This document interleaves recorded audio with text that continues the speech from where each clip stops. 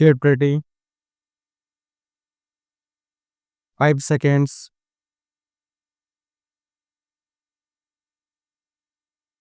Mr. Deputy Speaker, Sir, I am extremely grateful to the honorable members who have participated in the discussion and expressed their views on the interim budget which I presented in the House yesterday.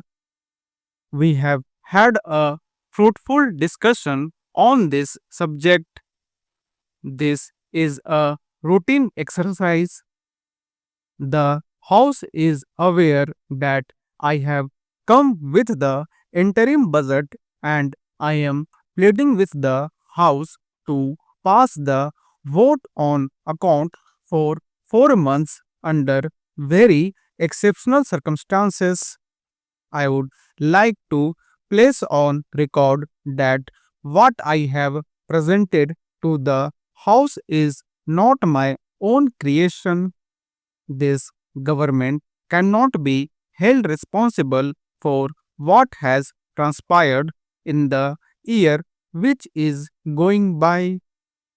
There was another government in power. Most of us on this side of the house who are sitting on the treasury benches were in the opposition then, and most of the honorable members who are sitting on the other side of the house were either in the government or supporting the government from outside.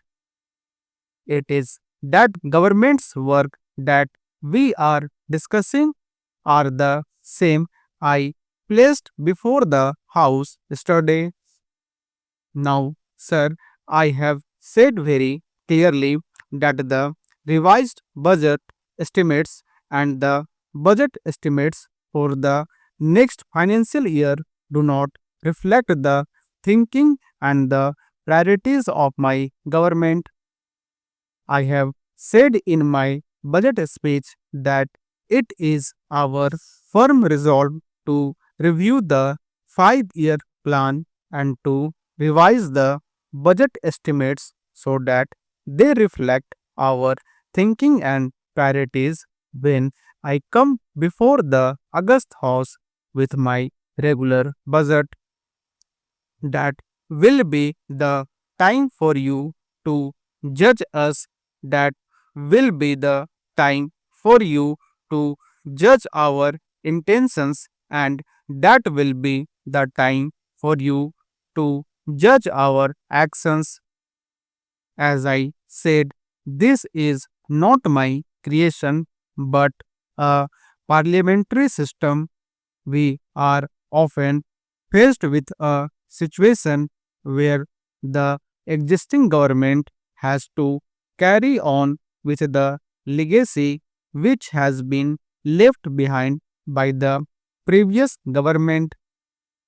My next point is we have talked about in our national agenda for governance that we believe in having a consensus. A point has been made in this House by one of the honorable members that we should have the same kind of consensus in regard to economic policies that we have developed over a period of time in our foreign affairs and defense policies. I see no reason why this House cannot evolve such consensus. I am pleading strongly that we must evolve that consensus so that the economic policy, which has become a major tool for the progress of this country, is not subject to the vagaries of the situation.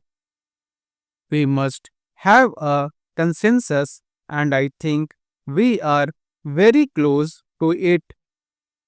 Sir, we were criticized by many people that we did not follow the path followed by East European countries. We were criticized in this house. We were criticized in this country that we did not follow the path followed by those countries. There was a thinking at that point of time that it was the best model of development. That model of development has collapsed. Then we were told that the countries of South Asia were the best models of development and India should follow those models of development. Now they too have collapsed today. They were going round the world with begging bowl. Therefore, I would like to emphasize before this house that the only model of economic development that India can follow is the Indian model of development. There is no model in the world which Indian can follow successfully except the model which we must devise ourselves on the basis of the concepts which have been handed down to us by the great leaders of the past. If we do that, then consensus building will not be difficult. The honorable members have talked about foreign investments. I hope the honorable members are aware that foreign investment at the best of time has played only a marginal role in our economy. I have absolutely no hesitation in stating on behalf of the government that my government welcomes the foreign investment, but this kind of investment in India is welcome in certain areas which we call priority areas, including infrastructure. We are not interested in areas where we do not need it and they are interested to come to our country for their own profit. Unfortunately, I do not have the time to go into the details. The demand for level playing field by the Indian industry has arisen not from our party, but it was raised by the Indian industry itself. I am not saying that we believe in the level playing field also, but I have said that I would like to say on the floor of this house that this government should not accord to foreign investors any privilege or any concession which is not available to the Indian industry. This point has been discussed in the cabinet and the same view is expressed in the President's address to both the houses of parliament. Sir, some honorable members have made a number of points during the discussion of the budget in the house. I do not have time to go into all of them. I plead to the honorable members to bear with me. I have not taken all the points which have been made, and I will be able to clear the position of my government on those points when I will present the budget of my government in the next session.